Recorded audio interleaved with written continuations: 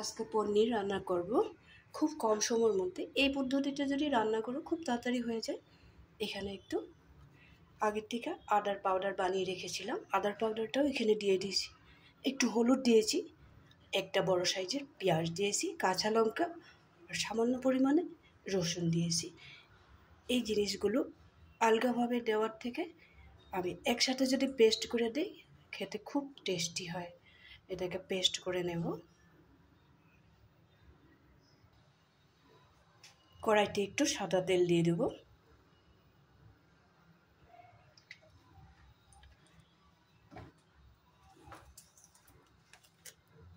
দুই তিনটা তেজপাতা দিয়ে দেব।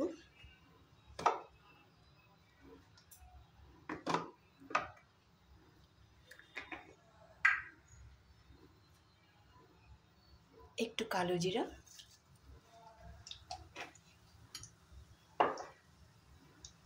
এখন এখানে দিয়ে দিব আদা রসুন কাঁচা লঙ্কা পেঁয়াজ আর একটু হলদি পাউডার দিয়েছিলাম আর একটু জিরা গুঁড়ো দিয়েছিলাম। সব পেস্টটা এখানে ঢেলে দিলাম।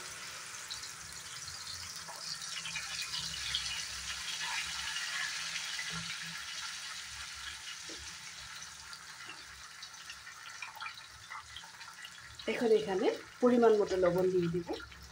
লবণটা যার যার হিসাব মতো দেবে। আমি পনিরটা গরম জলে ভিজিয়ে রেখেছিলাম, এখন তুলে রেখেছি। ভিজিয়ে রাখলে খুব নরম হয়ে যায়।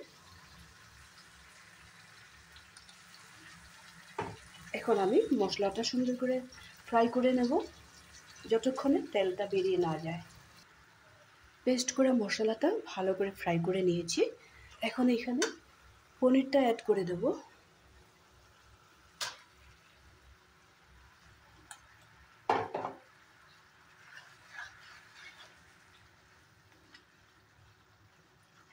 আরও 10 সেকেন্ডের মধ্যে আমি এটা পনিরের সাথে মশলাটা খুব সুন্দরভাবে মিলিয়ে নেব।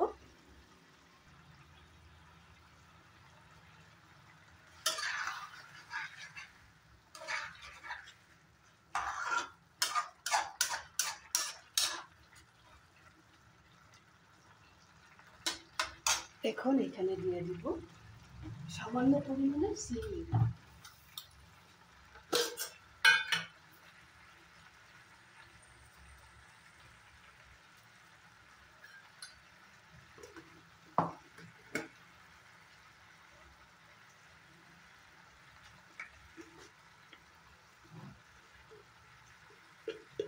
একটু গোলমরিচের গুঁড়া,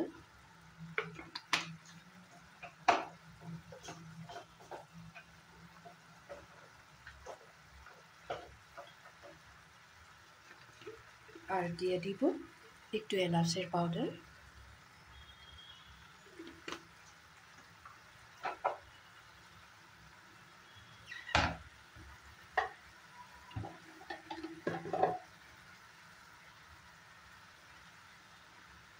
একটু কসুরি মেথি,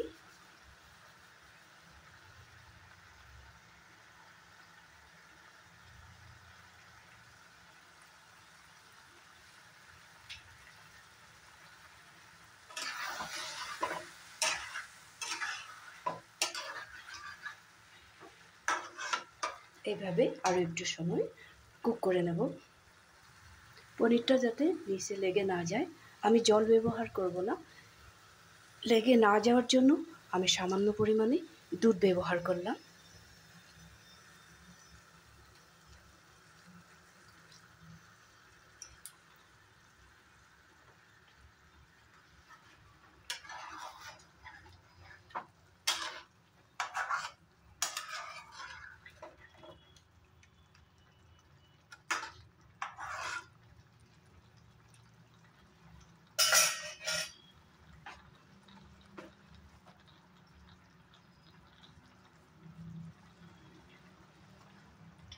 এখন এখানে দিয়ে দেব একটু ঘি,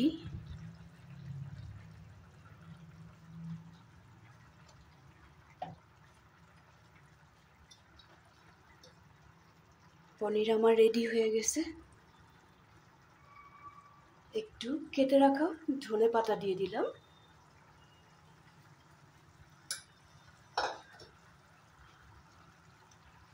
এখন আমি গ্যাসের ফ্লেমটা একটু কমিয়ে দিয়ে কিছু সময় গ্যাসের উপরে বসিয়ে রাখবো।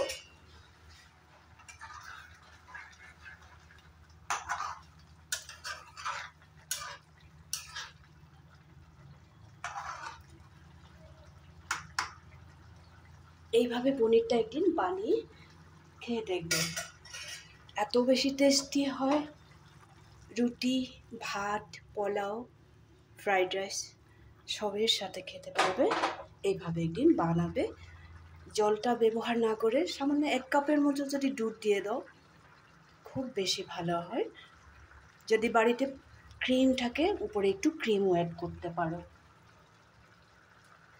আর যদি এই পনিরের রেসিপিটা তোমাদের ভালো লেগে থাকে, তাহলে বাড়িতে বানিয়ে খাবে।